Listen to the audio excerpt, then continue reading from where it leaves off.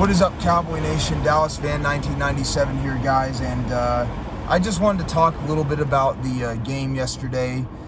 Cowboys lost the game 31-13 versus the Baltimore Ravens, and honestly, while there were some improvements, I do feel like in the first half the defense played with a little bit more heart and a little bit more effort.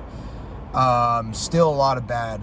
Joe Milton, as I mentioned in my halftime video, man, I'm done with it. You know, I was one of those that had some faith in Joe Milton after what I saw in training camp, him actually playing pretty good at times. But, yeah, man, after what I've seen, I know it's only 2 preseason games, but after what I've seen, man, I'm done with Joe Milton. The fact that, you know, and this was a concern that I had, you know, there were some concerns in the back of my mind that he had been in college for a long time, hadn't really improved his accuracy or his anticipation and timing.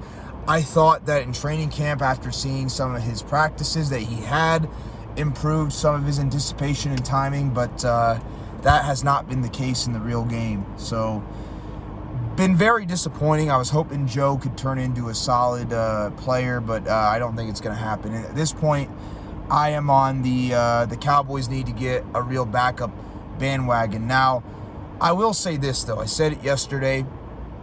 We did have a good backup that actually was good enough to even be a starter, Cooper Rush. Cooper Rush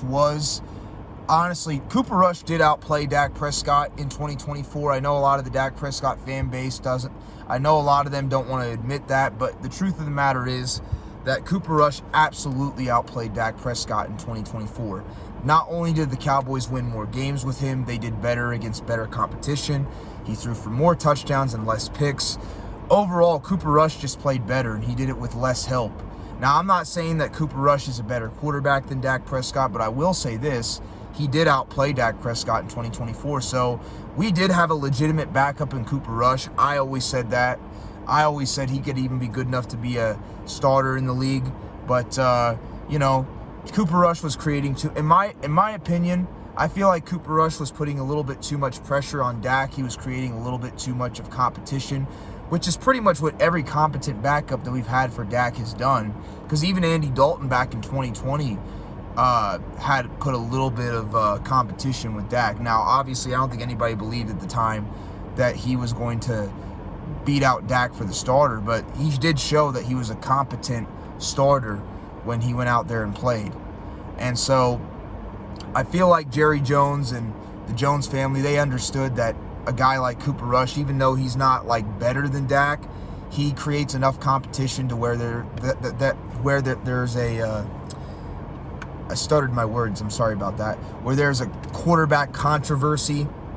And, you know, after paying Dak $60 million, I don't think the Joneses want any sort of quarterback controversy down there in Dallas. So they moved on from Cooper Rush.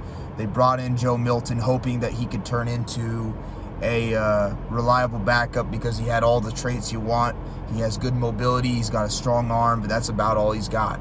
And he didn't even show his mobility yesterday, man. So I do think the Cowboys need an adequate backup for Dak Prescott, but I don't think they're going to do that because we did have one in Cooper Rush, who we could have paid $6 million to, but the Cowboys didn't want to do that. So do I think that they're going to bring in somebody else? No. I believe if Dak gets hurt, the Cowboys are going to be eyeing a top 5 draft pick, whether it's Will Grier as the starter, whether it's Joe Milton.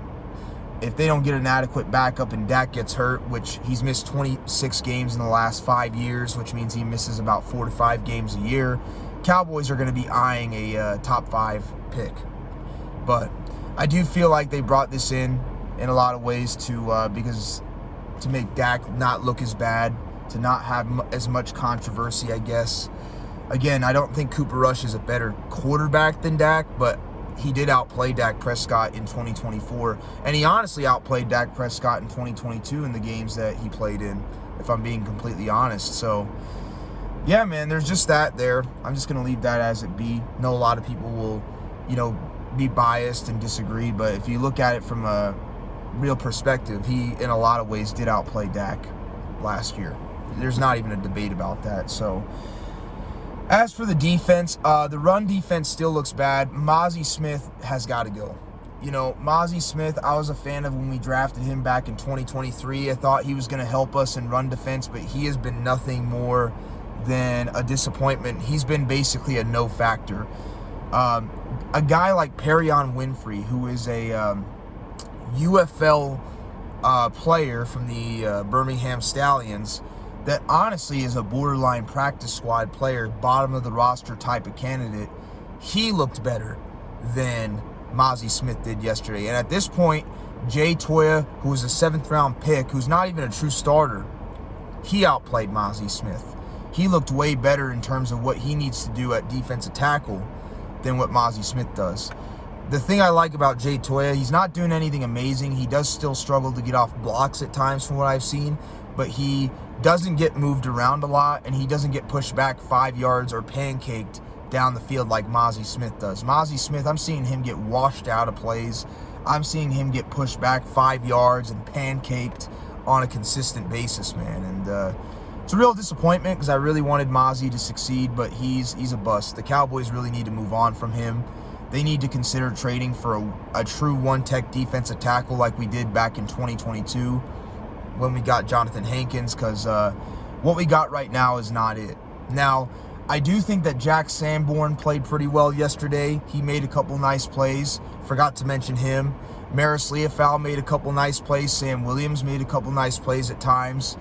Andrew Booth did have that pick 6, but he still struggled at times. But he also did a little bit better than he did the week before, so I'll give him some credit there. Overall, the defense is still terrible, but they played with a little bit more heart and effort, I feel like, than they did the week before, but they still look bad. The defense still looks bad. The offense, man, the offense was atrocious. I've already talked about Joe Milton. Joe Milton was atrocious. Cowboys need a real backup. The bright spot is I do think Tyler Booker, the rookie, played pretty well, and I actually thought that Cooper Beebe, the center, him and Tyler Booker actually played pretty well yesterday. They blocked and gave Joe Milton enough times to get rid of the football, enough time to get rid of the football. Sorry, I'm like really struggling. So that's a positive. I think Tyler Booker played pretty well, and I think that Cooper Beebe played pretty well yesterday. That's about it, though. I'll give Jonathan Mingo some credit. Now, Jonathan Mingo unfortunately got hurt. Sounds like he tore his PCL, so he could be out a while. But he had a nice catch from Joe Milton down the field for like 49 yards. But other than that, offense was terrible yesterday. We couldn't really run the football. Joe Milton did not really use his legs a whole lot. He just couldn't make passes. The play calling from Brian Schottenheimer once again was terrible. Very vanilla, basic. I know it's preseason, I get that, but man, oh man, it was bad. It was bad, Fan Nation. Really bad. And I have concerns now. I had concerns for Brian Schottenheimer when we first hired him, and those concerns are coming to light now. I was somebody that was starting to maybe think I might have been wrong about Shotty. I'm hoping that's still the case, but right now he is looking like the worst hire since Dave Campo. Now he did do a little bit better job of disciplining the team. I do think that they did a better job of not getting penalties because they only had 7 penalties instead of 11, so that's an improvement. But still, 7's still kind of not great. Still kind of a lot, but better than 11. I'll give him that. But the play calling was terrible from Brian Schottenheimer. Absolutely terrible. Miles Sanders looks cooked. Don't even know why the Dallas Cowboys picked him up. I thought Miles Sanders could come in and do something for us, but I know that he was playing against mostly backups, but you still had Beebe and Booker out there playing pretty well, and Nathan Thomas, he's going to start week 1 because Tyler Guyton's not going to be available. And, Miles Sanders did not look impressive. He really struggled yesterday. Could not run the ball at all against the Baltimore Ravens. So, Miles Sanders, man, he looked very disappointing. Unfortunately, Jaden Blue is still hurt, so we really haven't gotten to see what he can do yet. I do think Brian Schottenheimer needs to play him in the next game if he's healthy because he's a rookie and he's never played. He needs to get a shot. But Deuce Vaughn, Didn't get a lot of opportunities, but he did make a couple nice plays when we got a chance to run. But by the time we actually used Deuce Vaughn, the Cowboys were losing and they were forced to pass the ball a lot. So that did not help our situation with evaluating Deuce Vaughn. It's also very hard to evaluate a lot of these receivers because Joe Milton can't get him the ball. So offense overall just looked terrible. I do not have a lot of high expectations for the Cowboys this year.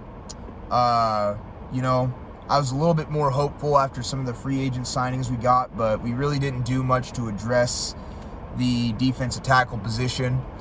As of right now, Fan Nation, I would not be surprised if the Cowboys are a top 10 pick this year, and I'm serious about that.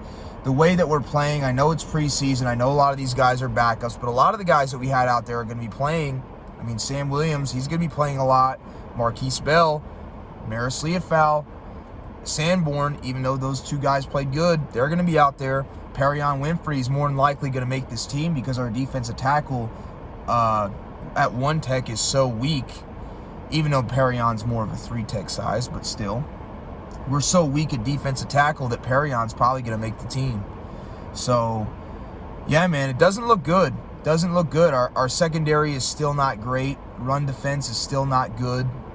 Yeah, Cowboys look like a bad team this year, man.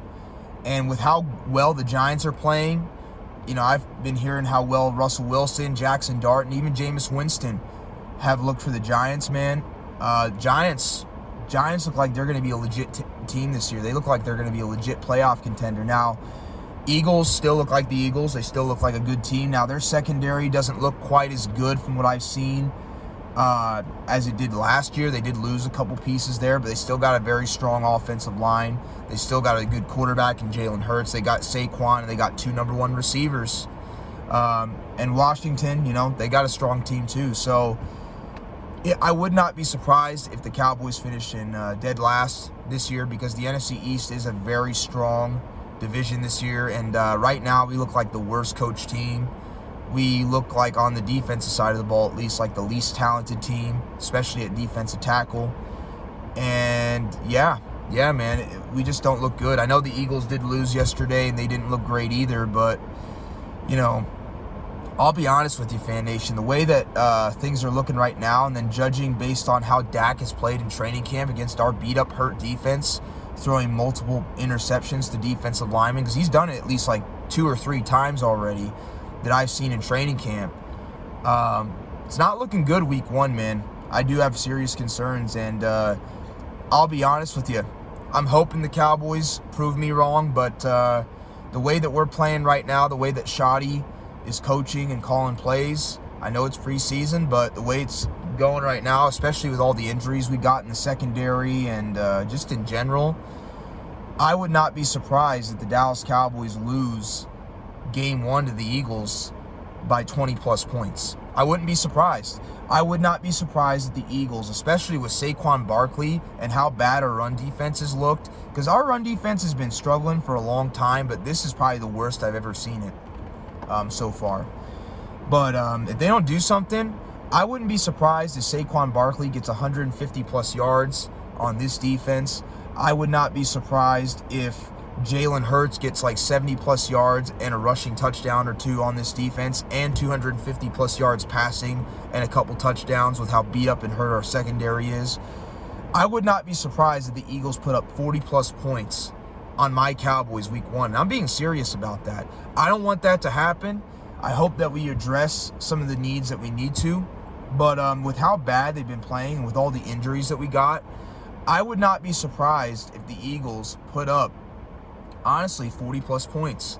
I would not be surprised if the Cowboys lose Game 1 by 20-plus points. I'm being serious. And I know the Eagles' secondary is not as good as what it was, but with how bad our defense is and with how beat up and hurt we are in the secondary and how bad our defensive tackles are, I wouldn't be surprised if we lose by 40-plus points and we have Saquon Barkley have 150-plus yards on us, a couple touchdowns. Jalen Hurts has 70-plus rushing yards on us and a touchdown, and 250-plus passing, plus multiple passing touchdowns, because our secondary is so beat up and hurt. So, Yeah, man, I wouldn't be surprised if the final score is like 45-20.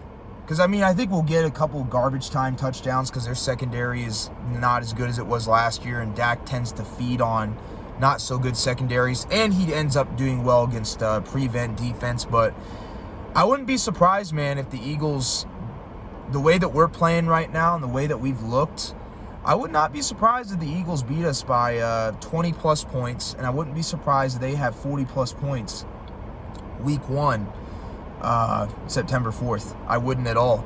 Don't want that to happen, but, man, it's not looking good. So, another disappointing game. We got one more next week against Atlanta. We'll see how it goes. That's all I got to say. And, yeah, man, Joe Milton, he's not it. You know, I was wrong about Joe Milton. Was wrong about him. So, that's my thoughts. Let me know what y'all think.